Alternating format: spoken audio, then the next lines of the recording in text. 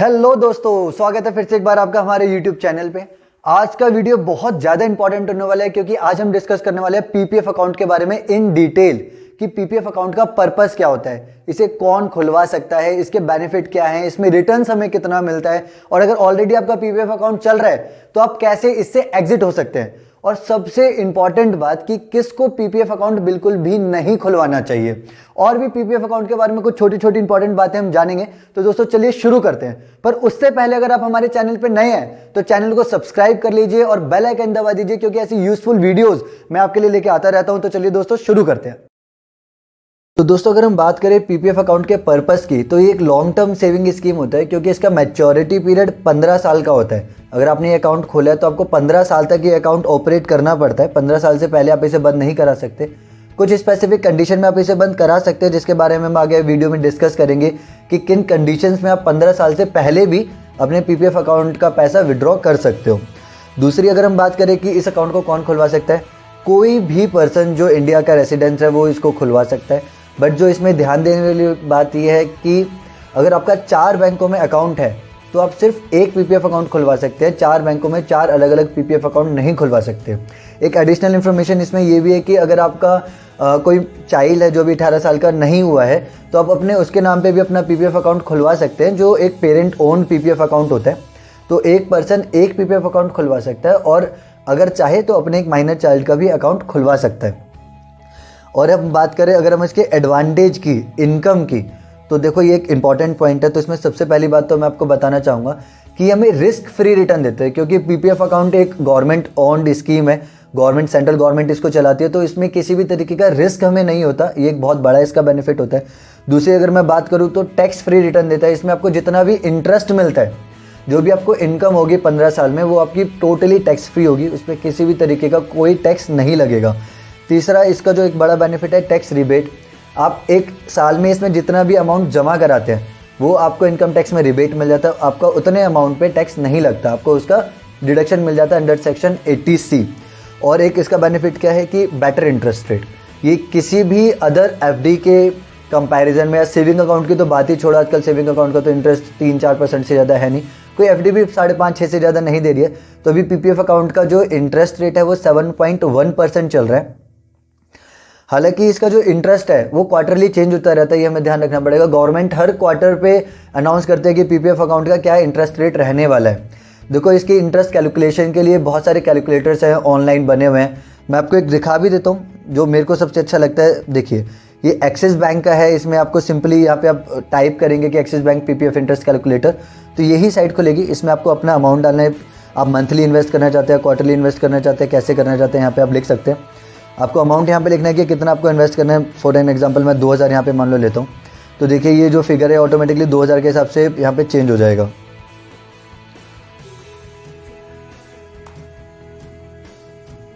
ये देखिए, तो मैंने अपना 15 साल में 3,60,000 रुपये डिपॉजिट किया। 2,71,136 रुपये का मुझे इंटरेस्ट मिला और टोटल मेरी मैच्योरिटी अमाउंट ये हुआ। इसको आप अपने हिसाब से, अपने जो आपका अमाउंट है, इन्वेस्टमेंट अमाउंट, इसके हिसाब से कैलकुलेट कर सकते हैं। बहुत ही सिंपल तरीका है ये।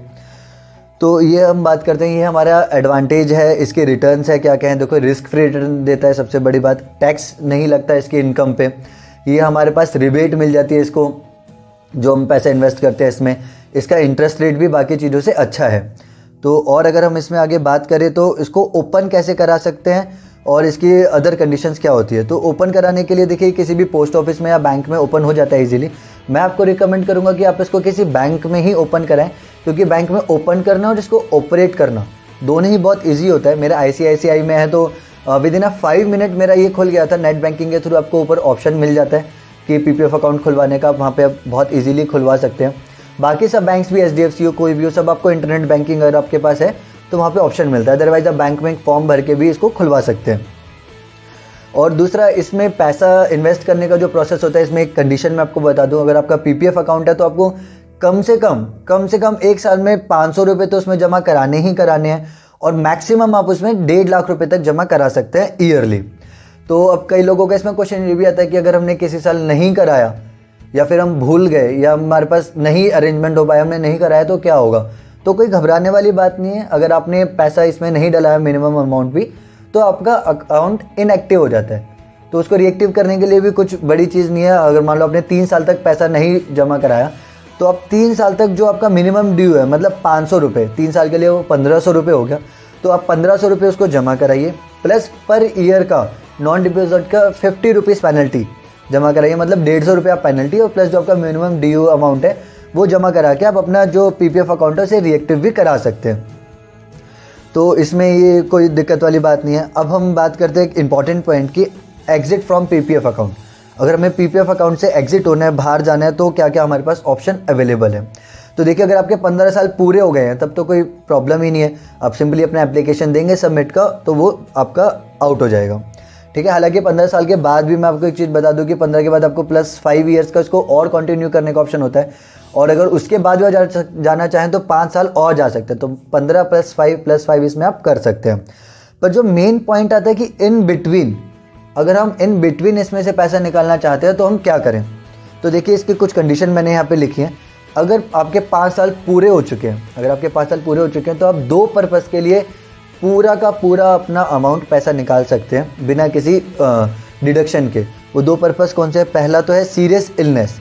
अगर किसी की सीरियस इलनेस के लिए, अकाउंट होल्डर की सीरियस इलनेस के लिए अगर आप पैसा निकालना चाहें, या फिर आप higher education of account holder, जो अकाउंट होल्डर है पीपीएफ अकाउंट होल्डर, वो अपनी हायर एजुकेशन के लिए पैसा निकालना चाहता है तो वो पैसा निकाल सकता है। हालांकि इसके लिए आपको जो डॉक्यूमेंट्स हैं, सपोर्टिंग डॉक्यूमेंट्स, वो बैंक में जमा कराने पड़ते हैं। तो आप डॉक्यूमेंट देके इन 2 रीजंस के लिए 5 साल के बाद ही अपना पूरा पैसा निकाल सकते हैं। और अगर एक सेकंड ऑप्शन और भी है, आपके 6 साल पूरे हो चुके तो 7वें साल से 15वें साल तक आपको ऑप्शन मिलता है कि आप अपना 50% अमाउंट जो आपके 6ठे साल के एंड में या 7वें साल के बिगिनिंग में जो आपका आउटस्टैंडिंग, जो आपका अमाउंट डिपॉजिट है पीपीएफ अकाउंट में, आप उसका 50% विड्रॉ कर सकते हैं बिना किसी डिडक्शन के। एक चीज़ और यहाँ पे हमें फैसिलिटी हो जाती है, अगर आपके 2 साल पूरे हो गए हैं, तीसरा साल चल रहा है, तो तीसरे साल से 6ठे साल के बीच में भी आपको एक फैसिलिटी मिलती है कि आप अपने टोटल अमाउंट का 25% जो आपका दूसरे साल के एंड में, तीसरे साल के बिगिनिंग में, या फिर जिस साल आप लोन ले रहे हैं उसकी जो स्टार्टिंग में जो आपका अमाउंट डिपॉजिटेड है उसका 25% अमाउंट एज अ लोन आप बैंक से ले सकते हैं, जो बहुत ही नॉमिनल रेट ऑफ इंटरेस्ट पे होता है। मतलब हमें नेट 1 या 2% एनुअली रेट ऑफ इंटरेस्ट पड़ता है, तो हम ये लोन भी वहाँ से ऑब्टेन कर सकते हैं। तो ये 3 तरीके हैं जहाँ से हम अपने पीपीएफ अकाउंट के पैसों को बाहर निकाल सकते हैं। तो दोस्तों देखो, 15 साल की स्कीम हमें 15 साल तक तो चलानी ही पड़ेगी। ये एक इसमें सबसे बड़ा ड्रॉबैक भी जो मैं नीचे डिस्कस करूँगा। और बाकी जो कंडीशंस है वो मैंने आपको बता दिया, 5 साल में, 7 से 15 साल में, 3 से 6 साल में आप कैसे अपना पैसा निकाल सकते हैं। और दोस्तों अगर इसमें हम आगे और बात करें तो देखो, ये हमारे पास आता है सबसे इंपॉर्टेंट बात जो मेरी ओपिनियन कहती है कि इसको पीपीएफ अकाउंट बिल्कुल भी नहीं खुलवाना चाहिए। Although it's a good option for investment और रिस्क फ्री रिटर्न भी देता है। ऊपर हमने इसके इन्वेस्टमेंट के जो बेनिफिट्स हैं वो भी डिस्कस किए, पर मेरी ओपिनियन में किसको बिल्कुल भी नहीं खुलवाना चाहिए। पहला, जो 35 की एज क्रॉस कर चुका है, जो 35 साल से ऊपर का हो चुका है, उसे पीपीएफ अकाउंट बिल्कुल भी नहीं खुलवाना चाहिए। क्यों? इसका सबसे बड़ा रीज़न है कि इसमें लिक्विडिटी नहीं होती, बिल्कुल जीरो लिक्विडिटी पे आप आ जाते हो, आपका पैसा एक जगह ब्लॉक हो जाता है। देखो, सेकंड मैंने ये दिया है, still not opted other than other option for investment. जिसने भी बाकी इन्वेस्टमेंट के ऑप्शन उसके लिए खुले पड़े हैं, मैंने अपनी पुरानी वीडियोस में डिस्कस किया है, बहुत अच्छा प्लान भी बता के आपके लिए तैयार कर रखा है। आप वो देखिएगा जरूर कि जो SIPs है मैंने आपको बता रखा है, म्यूचुअल फंड्स हैं, स्टॉक्स है, और जो अदर इन्वेस्टमेंट ऑप्शन मैंने डिस्कस किया, अगर आपने अभी तक वो ऑप्ट नहीं किए हैं तो आप अभी पीपीएफ में मत जाइए, क्योंकि इसका सबसे बड़ा डिसएडवांटेज है कि आपका जो फंड है वो ब्लॉक हो जाता है 15 साल के लिए। और अगर आपके पास लिक्विडिटी नहीं है और अगर आपकी एज 35 से प्लस है तो बिल्कुल मत जाइए, क्योंकि उस समय पैसे की जरूरत हमें कभी भी पड़ सकती है। तो ये फिर जाना किसके लिए चाहिए? मैं आइडियली मानता हूँ कि जो भी स्टूडेंट है, जो भी 12th में है, जो अभी जस्ट 18 क्रॉस हुआ है, या जो चाहता है कि अभी लॉन्ग टर्म के लिए सेविंग करना चाहता है, गुल्लक टाइप, उसको ये खुलवा लेना चाहिए और ऑफ एंड डाउन जो भी उसको पैसा बचे वो उसको डलवा लेना चाहिए। तो ये पीपीएफ अकाउंट को लेकर जो मेरा ओपिनियन था, मैंने इन डिटेल डिस्कशन किया। आपको इसमें कुछ और भी एडिशन चाहिए हो, इसके बारे में कुछ और जानकारी चाहिए तो आप मेरे को नीचे कमेंट में बताइए, मैं बिल्कुल आपके साथ शेयर करूंगा। और दोस्तों इस वीडियो को लाइक जरूर कीजिएगा, देखिए मेरी मेहनत को आप सपोर्ट कीजिए, और चैनल को सब्सक्राइब कीजिए, सबके साथ शेयर कीजिए, ताकि मैं और ऐसी अच्छी वीडियोज़ आपके लिए लेके आता रहूँ। Thank you.